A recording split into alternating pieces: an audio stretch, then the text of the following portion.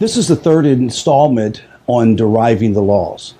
In the last lesson, we reviewed some general principles of the Noahide laws. Most importantly, we saw that the 7 categories included both positive and negative commandments. In this lesson, we will continue with the commandments of blasphemy, idolatry, and take a look at the aspects of each.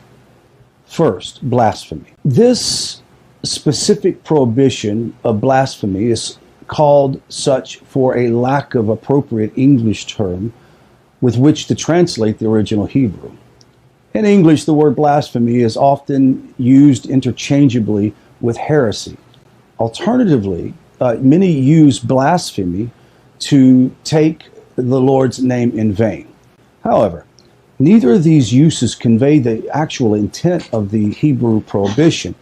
The definition of this prohibition is found in Leviticus 24:15 through 16. It says, "Any man who curses God shall bear his sin, and anyone who is nokev or curses the name of God shall be put to death." If you'll look at the Hebrew, if you have a Chumash, you'll notice there are two Hebrew words that are used for the same English translated word curse, hakael and nokev. The first time the Torah mentions this sin, it uses the word, yekelel, which clearly means to curse. In fact, this is the term used most often in connection to this transgression. However, in verse 16, the Torah uses an odd word, nokev. The Mishnah explains that nokev refers to cursing God using his own divine name in the formula. Now, I want to be careful how to do this, but hopefully you understand. It would be like saying, "May blank," the sacred name, "be cursed or smitten," and uttering the name again.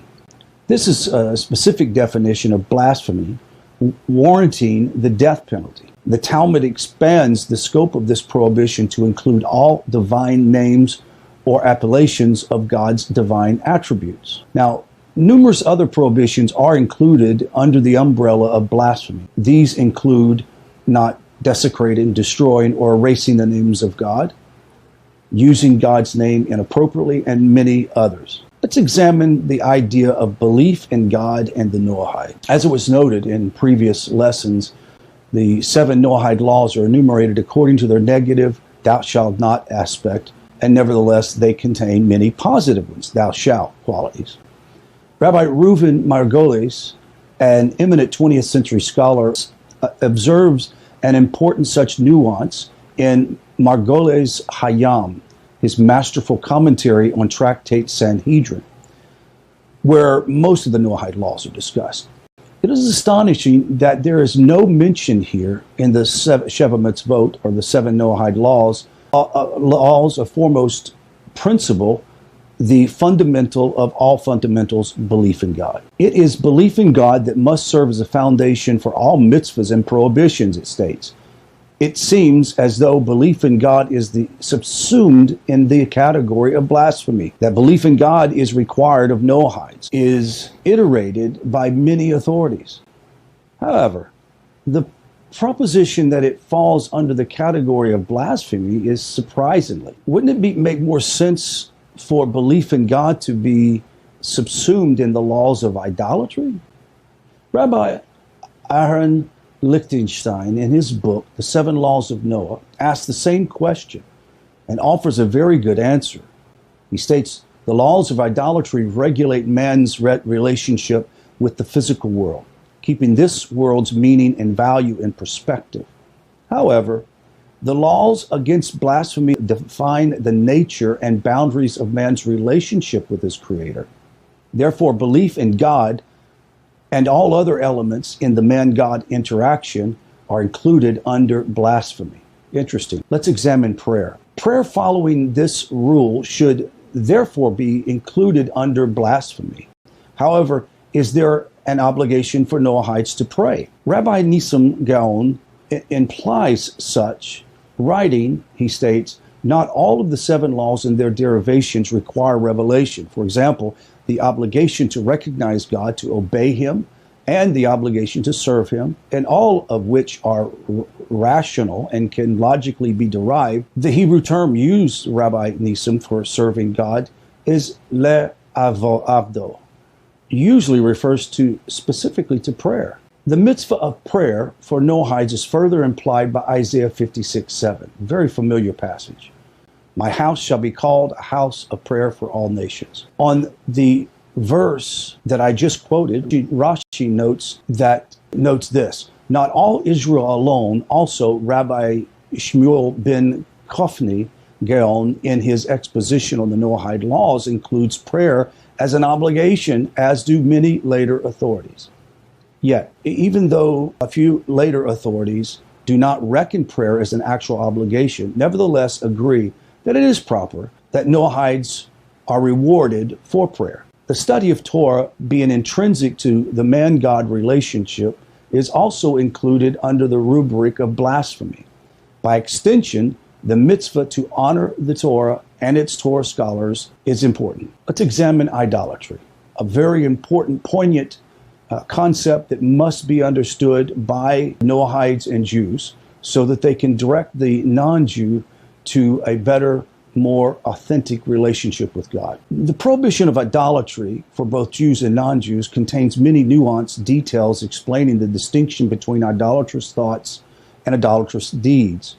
Both of these are prohibited in different ways. The exact details involved in pinning down idolatrous thoughts versus deeds will be covered in this course in the appropriate place. Maimonides writes that any act of idolatry, idol worship, that is a capital offense for Jews is likewise a capital offense for Noahides. In general, this establishes similarities between the Jew and the Noahide. With regard to the laws of idolatry, we say in general, because there is a few important exceptions, one of these differences is the issue of shituf. Please write this word down. Shituf is a very important word. Shituf is the belief in some other false deity, in addition to believing in the one true God. An example of shituf would have been when the golden calf was made and the idolaters were there to worship God in the image of the calf. Or another example would be the 10 northern tribes providing or bringing a sacrifice to Hashem on an idol pagan altar. Now, while shituf is prohibited belief for Jews, its relevance to Noahides and non-Jews is nuanced and often a source of much confusion. Notice that I make a distinction between Noahides and non-Jews. Non-Jews are a category of people who do not necessarily believe in the authority of Torah or that there is one true God and the God of Abraham, Isaac, and Jacob. Now, with that being said, Maimonides and many other authorities condemn shituf, belief, as outright idolatry, even for the Noahides. However, this conclusion is hard to reconcile against Tosafot and other Rishonim. These authorities discuss the section of the Talmud that discusses if Gentiles may swear oaths in the name of God and or other deities.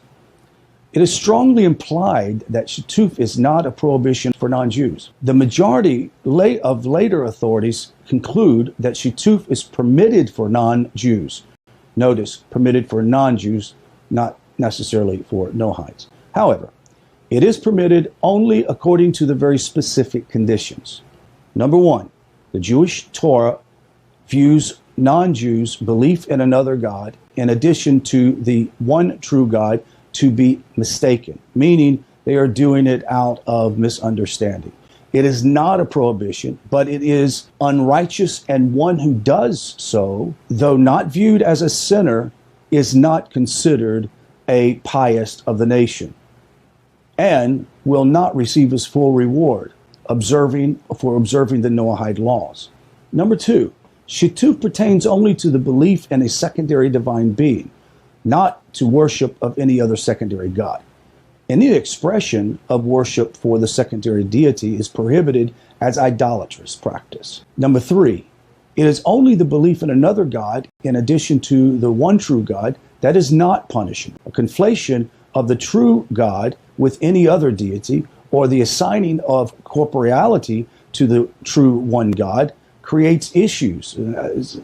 of actual idolatry. The Torah of idolatry is not only limited to the worship of idols, but pertains to how we conceive and represent the nature of the one true God. Now, many have tried to qualify Christianity as an acceptable belief for non-Jews using the concept of Shituf. Though true that many authorities have stated Christianity is acceptable for non-Jews, this option must be put into context. The status of Christianity in the eyes of the Torah is difficult to determine. There have been thousands of pages written on this topic, and even basic survey of the literature is far beyond the scope of this course. In short, Christianity has many elements that are clearly idolatrous from a Torah perspective. It's various rituals and modes of worship, but some that are difficult to pin down. For example, is it truly monotheistic or is it polytheistic?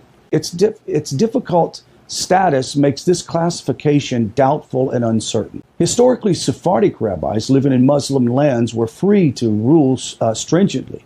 They criticized Christians' belief as outright idolatry. However, rabbis living in Christian lands had to be very clever and cautious in what they said and wrote. Given the shadow of the church and the constant threat of exile and death, they were not free to classify idolatry as outright idolatry. Given their precarious situation, they had to take a tempered position. In these rabbis' writings, in theological writings, they often declare Christian belief shituf and therefore acceptable for non-Jews. However, in their writings on halakha, Torah law, they held that Christian ritual and worship has to be treated as idolatry. They often are able to get these views past censors because halakha legal writings were not so thoroughly vetted by the Catholic Church, and they usually lack sufficient understanding of the material or the language. Whereas not for the threat of the church, these Ashkenaz rabbis very well may have taken a straight view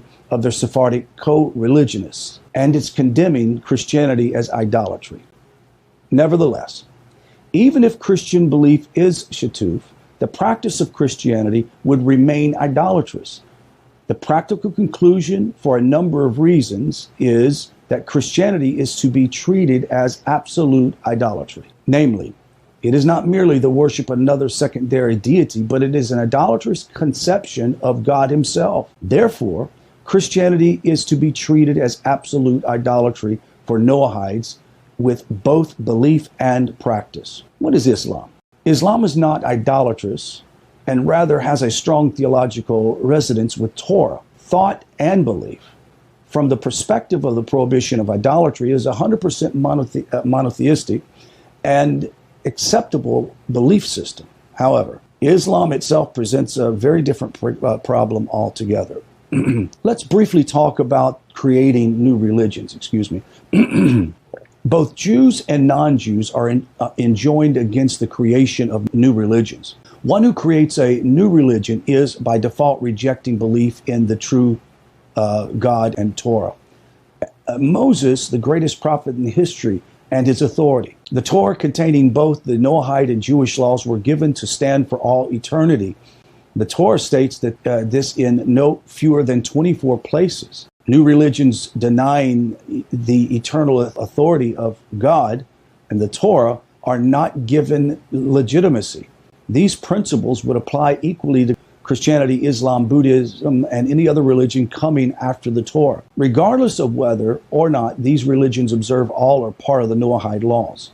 In the same vein, neither a Noahide nor a Jew may alter the religion set forth for him by the Torah. To do so is also the rejection of the Torah. God's will is that the de facto creation of a new religion, for example, a Noahide may not observe holy days not commanded upon him.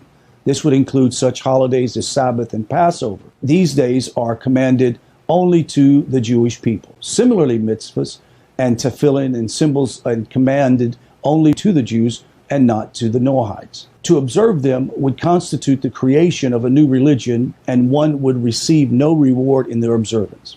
However, Noahides may observe any commandment given to the Jews that, number one, has a logical reason behind it, and number two, is a positive benefit to a person or society.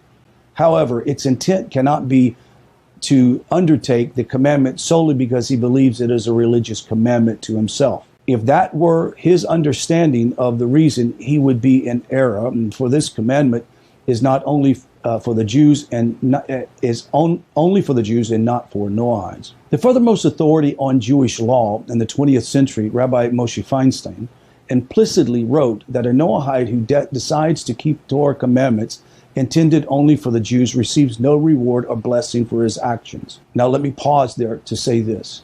As a Noahide leader for a number of years, I've never known a Noahide that does any of the laws in the Torah for the purpose of reward. They've always done it for the purpose of love of Hashem and love for his Torah and love for the Jewish people.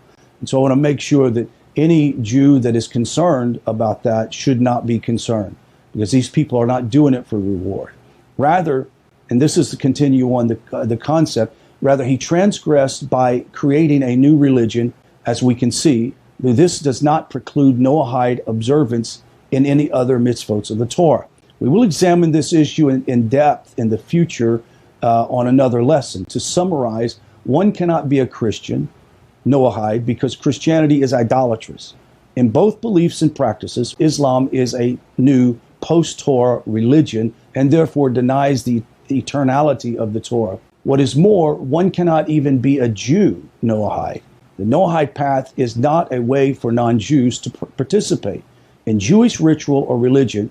It is a way for them to be non-Jews according to God's will. As Noahides, in the next lesson, we'll continue with an overview of the Sheva Mitzvot.